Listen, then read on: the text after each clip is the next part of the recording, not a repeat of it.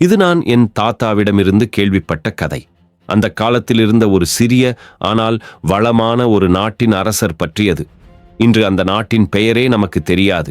அந்த நாட்டு எல்லைகளும் அந்த கால ஆவணங்களும் எல்லாம் காலத்தோடு அழிந்து போயின. ஆனால் அந்த அரசனின் கதை மட்டும் சில பெரிய மனசுள்ள ஊரினரால் தலைமுறையாய் சொல்லப்பட்டு வந்ததால்தான் இது இன்றும் யாருக்காவது தெரியப்படுத்த முடிகிறது. இந்த கதையை சொல்வதற்கே அர்த்தம் இருக்கும். யாராவது அதிலிருந்து ஒரு உணர்வை எடுத்துக் கொள்வதற்கும், சில நேரம் நம்ம வாழ்க்கையை பின்னோக்கி ஒரு முறை கூட பார்க்க வேண்டும் என்று தோன்றுவதற்கும். அந்த அரசரின் பெயர் பிரபின் என இருந்திருக்கலாம். முழு பெயரை யாரும் எழுதக்கூடவில்லையாம்.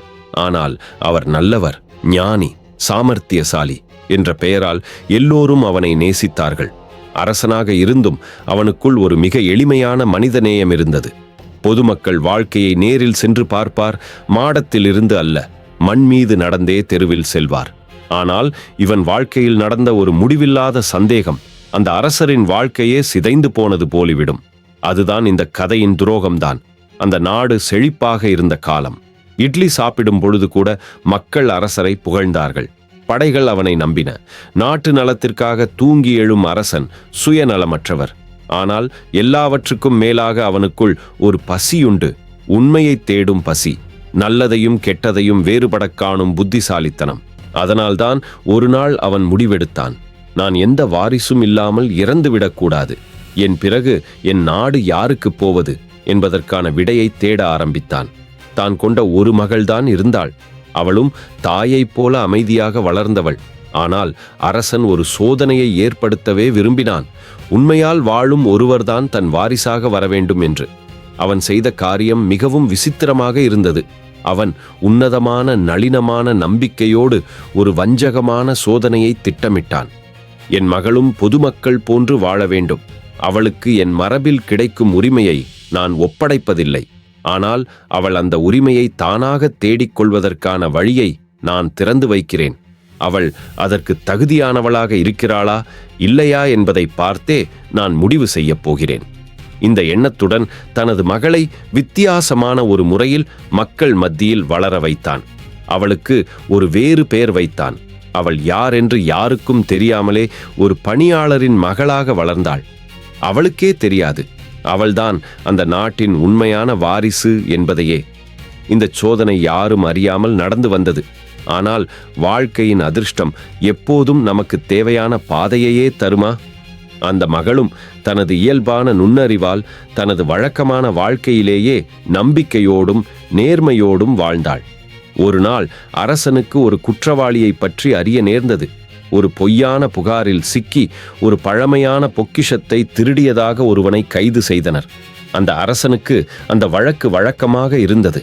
ஆனால் இவன் முகத்தை பார்த்ததும் அவனுக்குள் ஏதோ ஓர் உணர்வு பிறந்தது. இவன் பொய்யாளன் போல தெரியவில்லை என்றுதான் நம்பினான். ஆனால் சட்டத்தின் வழி அவனுக்கு இருக்காதென தோன்றியது. சாட்சியங்கள் அனைத்தும் அவனை எதிர்த்து இருந்தன. அந்த நேரத்தில் அந்த அரசனுடைய மகள், அந்த உண்மை தெரியாத சிறுமி, அந்த வழக்கில் ஒரு சாட்சியாக இருந்தாள். அவளது உண்மை சொற்பொழிவுதான் அந்த மனிதனை விடுதலை செய்ய உதவியது. அரசன் தன் மகளை அங்குள்ள மக்களிடம் பேசுவது பார்த்தான். அந்த உண்மையின் வெளிச்சம், அந்த பேச்சின் நேர்மை, எல்லாவற்றிலும் அவளது குரலில் தன் மனைவியின் ஒலி கேட்டான். அந்த கணமே அவன் புரிந்து கொண்டான், அவள்தான் தேடிய வாரிசு. ஆனால் இந்த உண்மையை அவளிடம் சொல்லவே முடியவில்லை. அந்த உண்மை சொன்னால் அவளது இயல்பு மாறிவிடும் என்ற பயம் அவன் மனதை பிளந்தது. அவளது நேர்மையும் தன்னலமற்ற வாழ்வும் தான் அரசருக்கு தேவைப்பட்டது. ஆனால் அதற்கு பின்னால் உள்ள மர்மம், அவளின் பிறப்பு, அரசரின் திட்டம், அவையெல்லாம் தன்னிச்சையாக நடந்ததல்ல, கட்டுப்படுத்தப்பட்ட சூழல்களில் நடந்தவை. அந்த அரசன் இறந்தபோது அவள்தான் அதிகாரப்பூர்வமாக அரசியாக அறிவிக்கப்பட்டாள்.